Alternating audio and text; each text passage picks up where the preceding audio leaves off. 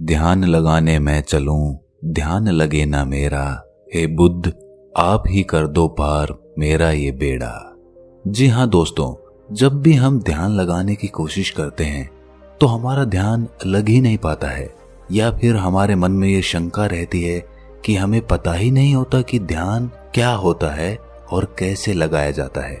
इसी दुविधा का हल भगवान बुद्ध ने बड़े ही सरल शब्दों में किया हुआ है।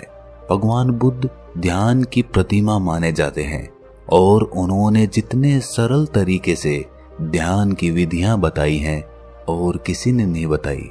ये कहानी पूरी सुनने के बाद आपको ध्यान के बारे में कोई भी शंका नहीं रहेगी। तो चलिए कहानी को शुरू करते हैं। एक बार बुद्ध के पास उनका एक शिष्य आया और उनसे बोला, बुद्ध, मुझे आपके सानिध्य में 3 साल हो गए हैं। मैं रोज आपके बताए अनुसार ध्यान लगाता हूँ, फिर भी मुझे 3 साल में ध्यान से कुछ भी नहीं प्राप्त हुआ। वहीं मेरे मित्र कहते हैं कि उन्हें कुछ ना कुछ ध्यान करके प्राप्त हुआ है, पर फिर मुझे क्यों नहीं हुआ। मुझे माफ करें बुद्ध, पर अब मेरे मन में ये विचार आने लगे हैं कि ध्यान से कुछ मिलता भी है या फिर ये मिथ्या है, क्योंकि मुझे तो आज तक कुछ भी नहीं मिला। और जो लोग कहते हैं कि मुझे ध्यान करने से ये प्राप्त हुआ, वो प्राप्त हुआ, मुझे लगता है कि वे सब झूठ बोलते हैं। आपने ही कहा था कि अपनी बुद्धि से खोजो, और अब इतने वर्षों तक ध्यान करने के बाद मुझे ऐसा लगता है कि ध्यान से कुछ नहीं मिलता। आप ही मेरा मार्गदर्शन करें। बुद्ध मुस्कुराए और बोले, इसका जवाब मैं कल सुबह ध्यान सभा में दूंगा, तुम वहां आना। अगले दिन बुद्ध सभी को इकट्ठा करके उपदेश देने लगे। उन्होंने कहा, आज मैं तुम्हें एक कहानी सुनाऊंगा। उसे तुम बस एक कहानी की तरह सुनना और समझना। ये पूरी तरह से एक काल्पनिक कहानी है। एक गुरु ज्ञान के लिए बहुत प्रसिद्ध थे।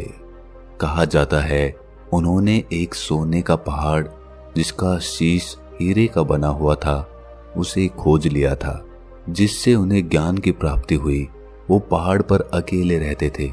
उन्होंने किसी को भी अपना शिष्य नहीं बनाया। काफी समय बाद 3 भाई उनके शिष्य बनने के लिए उनके पास गए और उनसे ज्ञान ग्रहण करने को कहा। गुरु मान गए और उन्हें अपने साथ में ही रख लिया। फिर तीनों ने उनसे सोने के पहाड़ के बारे में पूछा। गुरु ने कहा, मैं तुम तीनों को इसका जवाब बारी बारी से दूंगा और इसका रास्ता भी बताऊंगा ताकि तुम उस पर चढ़ सको।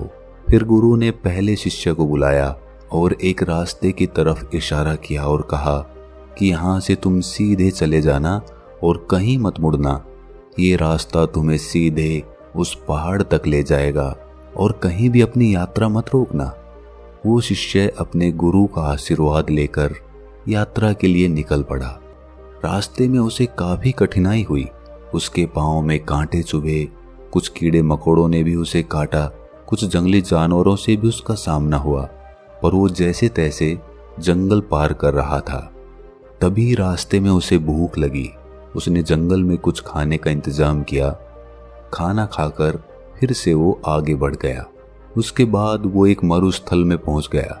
वो काफी बड़ा था। उसके पास खाने के लिए थोड़ा सा खाना बचा हुआ था, लेकिन उसके पास पानी नहीं था और वो प्यास से बहुत व्याकुल हो रहा था। फिर भी वो चलता रहा। चलते चलते अंत में वो बेहद थक गया।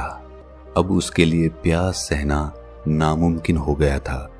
उसके मन में अब ये सवाल आने लगे कि कहीं गुरु ने उसे कोई गलत मार्ग तो नहीं बता दिया। अब धीरे धीरे उसका चेहरा मुरझाने लगा और गला सूखने के कारण वो वहीं मरुस्थल में गिर गया। तभी अचानक से वहां बारिश की बूंदें गिरने लगी। वो उठा और तुरंत अपना बर्तन भरने लगा और अपनी प्यास बुझाई और फिर से आगे बढ़ गया।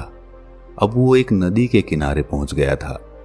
नदी पार करने के लिए उसने एक नौका बनाई और उसे पार करने लगा। तभी वहां एक बवंडर आ गया और उसकी नाव उसमें डूबती चली गई।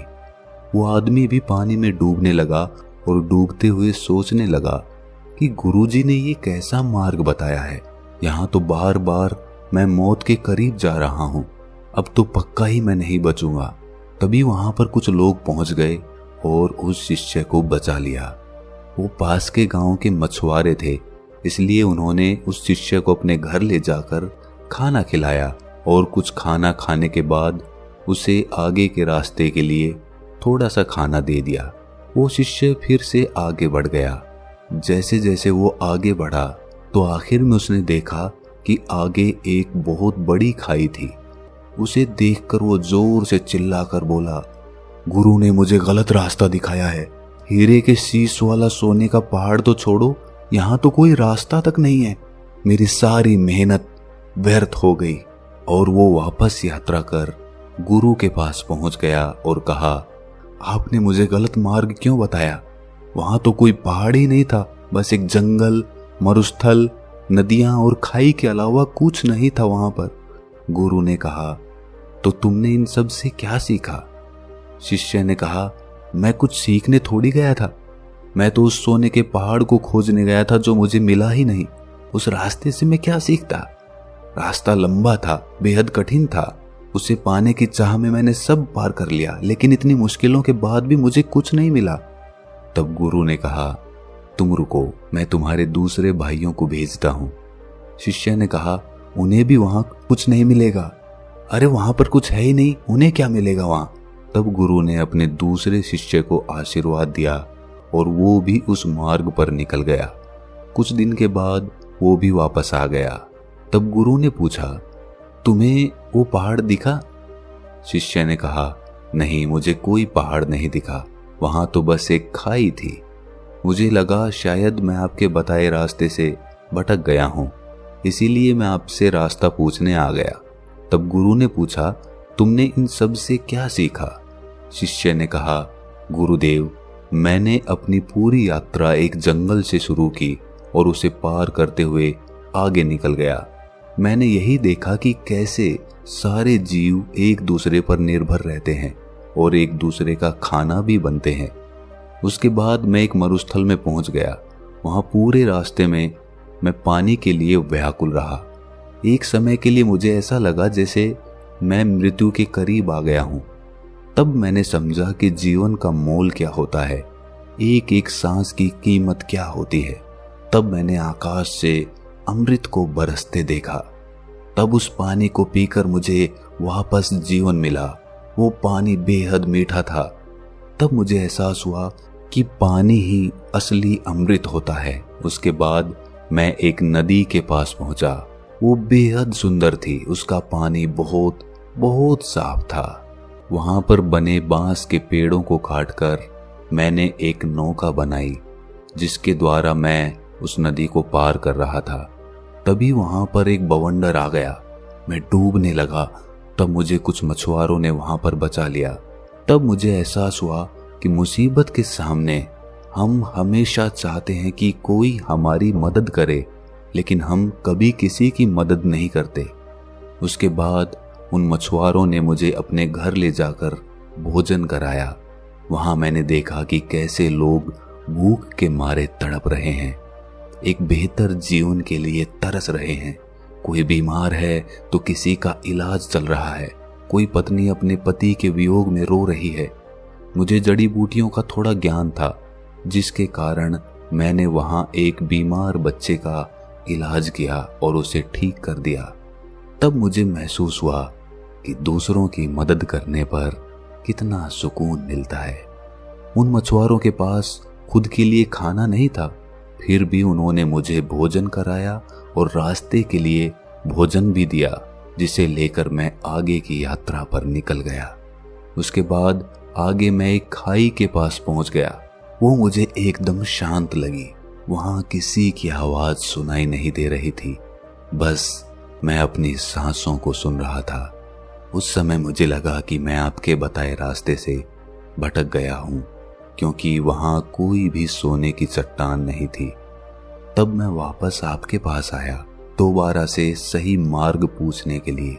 शिष्य ने कहा, हे गुरुदेव, क्या मैं गलत मार्ग पर चला गया था? गुरु ने कहा, नहीं, तुम बिल्कुल सही मार्ग पर गए थे और जल्द ही तुम्हें वो पहाड़ भी मिल जाएगा। तब गुरु ने अपने तीसरे शिष्य से पूछा, क्या तुम भी पहाड़ खोजना चाहते हो? तब शिष्य ने कहा, गुरुदेव, मुझे उस रास्ते पर पहाड़ मिलेगा या नहीं ये तो मैं नहीं जानता, लेकिन मेरे शिष्य भाइयों ने जो वहां के बारे में बताया है मैं उसे जानना चाहता हूं। तब तीसरा शिष्य गुरु का आशीर्वाद लेकर यात्रा पर निकल पड़ा। कुछ दिन बाद वो शिष्य वापस आया। गुरु उसे देखकर समझ गए थे कि उसे वो पहाड़ मिल गया है। उसके चेहरे पर अलग ही चमक थी, वो काफी शांत था। शिष्य ने गुरु को प्रणाम करते हुए कहा, हे गुरुदेव, आपने जो मार्ग दिखाया उसका मैं बहुत आभारी हूँ। मुझे वो सोने का पहाड़ मिल गया है जिसका शीश हीरे का बना हुआ है। ये सुनकर बाकी दोनों शिष्य बोले, क्या तुम्हें वो खाई मिली? तीसरे शिष्य ने कहा, हाँ, मुझे मिली थी। मैंने भी वो सब अनुभव किया जो तुमने किया था। आखिर में मुझे वो खाई मिली जहां अपार शांति थी। इतनी शांति मुझे कहीं नहीं मिली। मुझे पता था मैं सही मार्ग पर हूं। पहाड़ यही है। उसे ढूंढने के लिए मैंने खाई में कदम बढ़ा दिया। उस समय मेरे मन में भी बहुत सी आशंकाएं थीं, लेकिन मैंने 2 बार मृत्यु को करीब से देख लिया था, इसलिए मुझे उसका भय नहीं था। अब मुझे बस वो पहाड़ ढूंढना था और मैंने अपना कदम उस तरफ बढ़ा दिया। जब मैं आगे बढ़ा तब मैंने देखा कि मैं खाई में गिरने की जगह हवा में उड़ रहा हूँ और इसी तरह मैं उस खाई पर आगे बढ़ता चला गया और मैंने वो खाई पार कर ली। जब मैं आगे पहुंचा तो वहां काफी अंधेरा था, बिल्कुल भी रोशनी नहीं थी। उसके बाद जब मैं और आगे बढ़ा तब देखा कि आगे अथाह रोशनी है। वो रोशनी इतनी थी कि मुझे उसमें कुछ भी दिखाई नहीं दिया। तब भी मैं आगे सीधा बढ़ता गया। उस समय भी मैं बेहद डर रहा था, कांप रहा था, लेकिन फिर भी मैं आगे बढ़ता रहा और अंत में मुझे वो सोने का पहाड़ मिल गया जिसका शीश हीरे का था। उसके ऊपर जाने के बाद मेरा मन बिल्कुल शांत हो गया। बेहद खुशी हुई और मन आनंदित हो उठा। कहानी पूरी होने के बाद बुद्ध ने सबसे पूछा कि तुमने इससे क्या सीखा? तब बुद्ध के शिष्य उनके सामने हाथ जोड़कर खड़े हो गए और कहा कि हे बुद्ध, उन तीनों शिष्यों के गुरु ने जो रास्ता उन्हें दिखाया था वो रास्ता उनके अंतर्मन का था। पहले शिष्य की लगन और निष्ठा सही थी, लेकिन वो महत्वाकांक्षी था। उसने मार्ग में आई किसी भी चीज से कुछ भी ज्ञान प्राप्त नहीं किया। वो पूर्ण रूप से महत्वाकांक्षी हो गया। उसके मन में बस वो पहाड़ चल रहा था, जिसकी वजह से वो आसपास की चीजों से कोई भी सीख नहीं ले सका, जबकि उसके आसपास ज्ञान ही ज्ञान था। दूसरे शिष्य ने सब देखा और समझा कि प्रकृति कैसे काम करती है, जीवन कैसे जिया जाता है, मौत के समय कैसा लगता है। उसने मौत और सांसों के मूल्य को समझा। उसने अमृत को पहचाना कि पानी ही अमृत है। वो आखिर तक गया और उस छोर से वापस आ गया जहां उसे मंजिल मिलनी थी। वो उस खाई को देखकर घबरा गया जिसकी अथाह शांति उसको पसंद आई थी, लेकिन वो ये नहीं समझ पाया कि वही उसका रास्ता है और वो उसे गलत मार्ग समझकर गुरु के पास वापस लौट आया। लेकिन इस यात्रा से उसने कुछ पाया, लेकिन तीसरे शिष्य के मन में उस पहाड़ को पाने की कोई जिज्ञासा नहीं थी। वो तो बस उस मार्ग को जानना चाहता था, उसे देखना चाहता था जो उसके साथियों ने देखा था। आखिर में वही हुआ, उसने हर चीज अनुभव की। फर्क बस इतना था कि वो उस खाई की गहराइयों में चला गया जहां एकदम अनंत शांति थी। वो इस सब को महसूस करते हुए अंधकार में आगे बढ़ता गया और एक समय के बाद उसने रोशनी ही रोशनी देखी और वो पहाड़ जिसकी उसे तलाश थी, वो पहाड़ कोई और नहीं बल्कि खुद का उसका शरीर था जिसमें सोना उसका शरीर था, जबकि हीरे का शीश उसका मस्तिष्क था, जिसमें उसे बहुत सारा ज्ञान और शांति अनुभव हो रही थी। अब जिस शिष्य ने बुद्ध से कहा था कि उसने 3 साल में ध्यान से कोई भी चीज प्राप्त नहीं की, वो बुद्ध से जाकर बोला कि मुझे माफ कर दें, पहले मैं आपका पहला शिष्य बना हुआ था, लेकिन अब मैं कोशिश करूंगा कि आपका दूसरा शिष्य बनकर दिखाऊं। अब मेरे मन में कोई भी दुविधा या सवाल नहीं है। दोस्तों, हम सब का ध्यान मंजिल की तरफ होता है, लेकिन असली आनंद तो रास्ते का होता है, मार्ग का होता है। और जो व्यक्ति मार्ग का आनंद लेते हुए मंजिल का सफर तय करता है, वो मंजिल तक पहुंचते पहुंचते ही अथाह शांति को प्राप्त कर लेता है। और जो आदमी सिर्फ मंजिल पर पहुंचने की चिंता करता है, वो मार्ग का आनंद ही नहीं ले पाता। इसीलिए मंजिल से ज्यादा मार्ग जरूरी हो जाता है। अगर आपको ये कहानी थोड़ी सी भी ज्ञानवर्धक लगी तो इसे अपने सगे संबंधियों और दोस्तों के साथ शेयर जरूर करें, और ऐसी ही ज्ञानवर्धक कहानियां सुनने के लिए हमारे चैनल को सब्सक्राइब कर लें और इस वीडियो को लाइक जरूर कर दें।